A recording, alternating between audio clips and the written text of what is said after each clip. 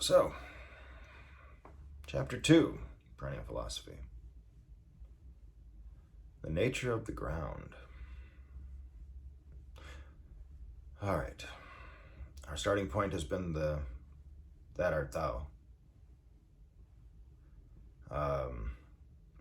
What is the that to which the thou can discover itself to be akin to, right? So, what is that? The divine ground of all existence is a spiritual absolute, ineffable in terms of discursive thought. Right? Discursive. It's like circuitous and discursive logic, the way the brain works, thinking. But in certain circumstances, susceptible of being directly experienced and realized by the human being. Well, that's good news, right?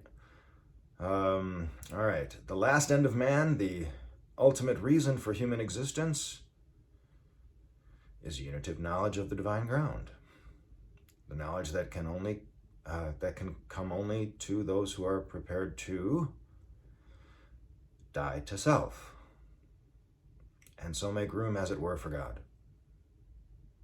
The less there is of individual separate you, the more higher self moves in.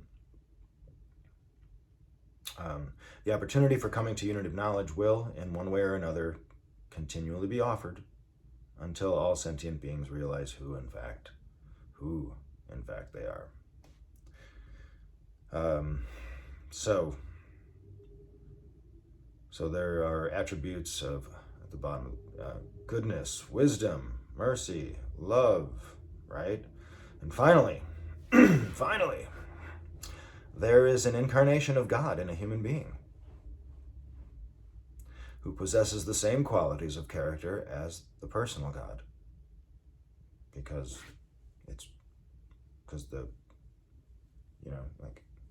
ego, and then the higher self steps in, but it exhibits them under limitations necessarily imposed by confinement within a material body born into the world at any given moment of time. Are you saying you don't know what that feels like? You can't experience it? You think it's crazy talk? Well, what about those of us who do experience it? Can you see that? You see something. You see something. In Christendom, as well as in the East, contemplatives who follow the path of devotion conceive of, and indeed directly perceive, the incarnation as a constantly renewed fact of experience. Mahayana Buddhism teaches these same metaphysical doctrines in terms of the three bodies of Buddha. So Buddhism will talk about this, the absolute Dharmakaya, known as the primordial Buddha, or mind, or clear light of the void. The Sambhogakaya, corresponding to Isvara, or the personal God of Judaism, Christianity, Islam, and finally, Nirmanakaya, the material body in which the Logos is incarnated upon earth as a living, historical Buddha, or one who lives in Tao, or a Christ, a Buddha. Among the Sufis, al-Haq, the real, seems to be thought of as the abyss of Godhead underlying the personal Allah, while the Prophet is taken out of history and regarded as the incarnation of the Logos. It doesn't matter. We're talking about the same stuff. All right. So that is why we can attain to the unitive knowledge of God only when we become in some measure God-like. Only when we permit God's kingdom to come by making our own creaturely kingdom go. If we approach God with the preconceived idea that he is exclusively the personal, transcendental, all-powerful ruler of the world, we run the risk of becoming entangled in a religion of rites, propitiatory,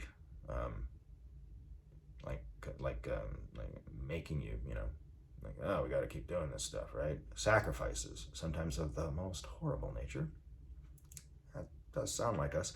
And legalistic observances, inevitably so, for if God is an unapproachable potentate out there, giving mysterious orders, this kind of religion is entirely appropriate to the cosmic situation. The best that can be said for ritualistic legalism is that it improves conduct.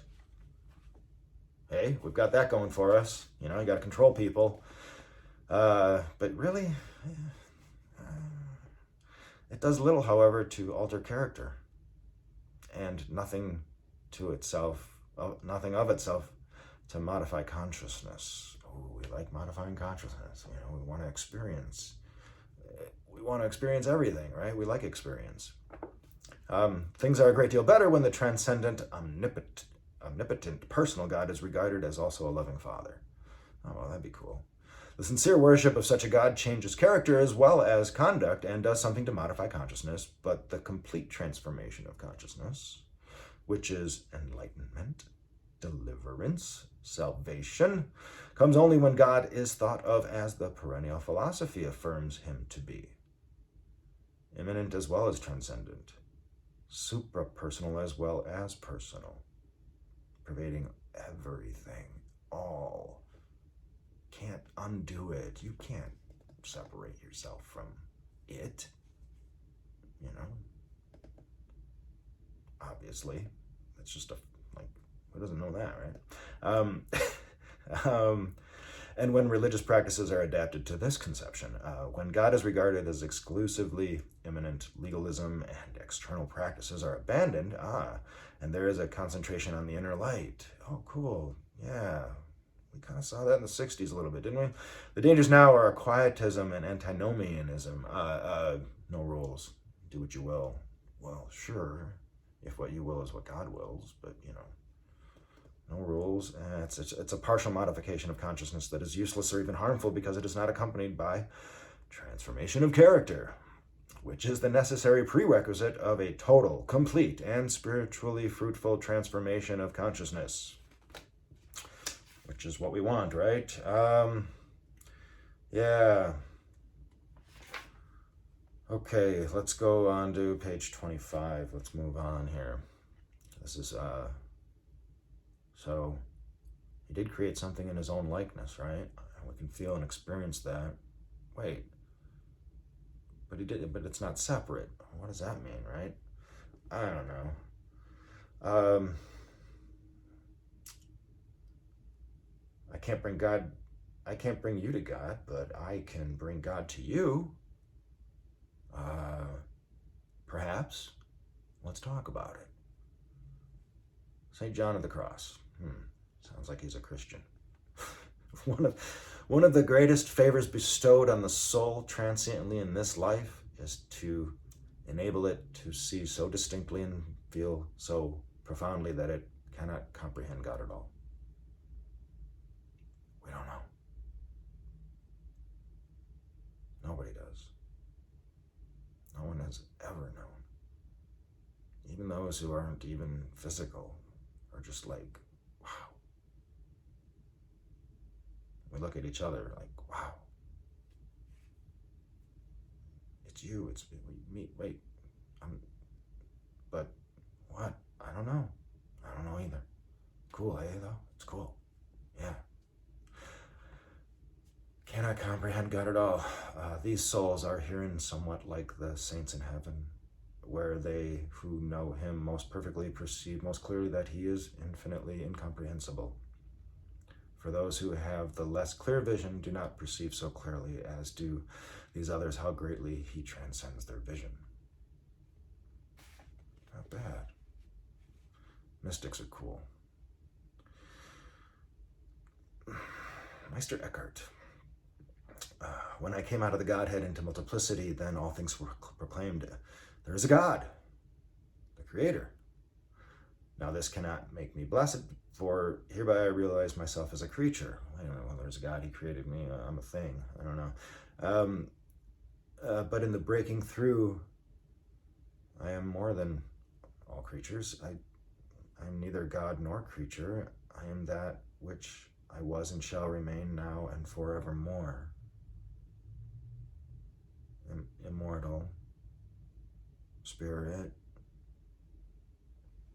connected, that stuff, right? There I receive a thrust which carries me above all angels. By this thrust I become so rich that God is not sufficient for me, not this concept of God.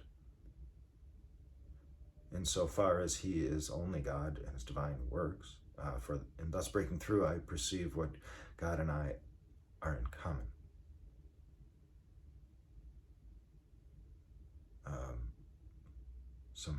Some statements are, I and my Father are one.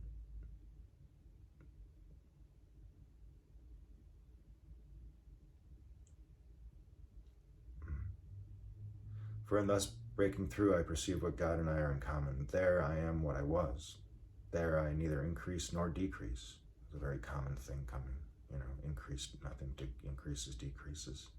For there I am the immovable, which moves all things. Here man has won again what he is eternally, and ever shall be. Here God is received into the soul.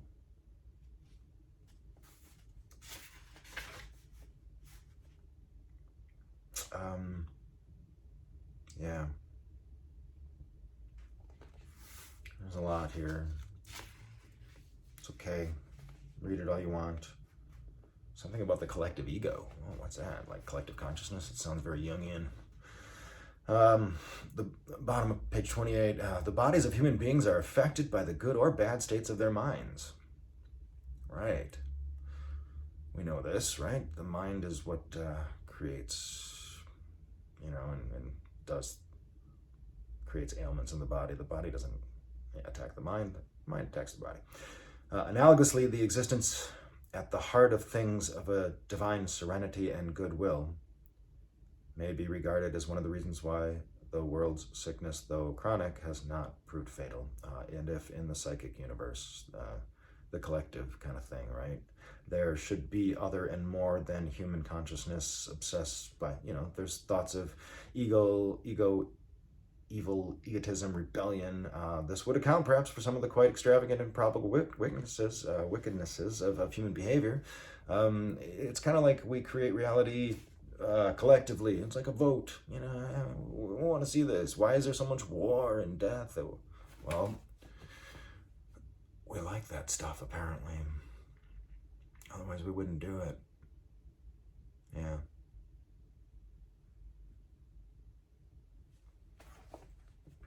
But there's a collective spirit thing here.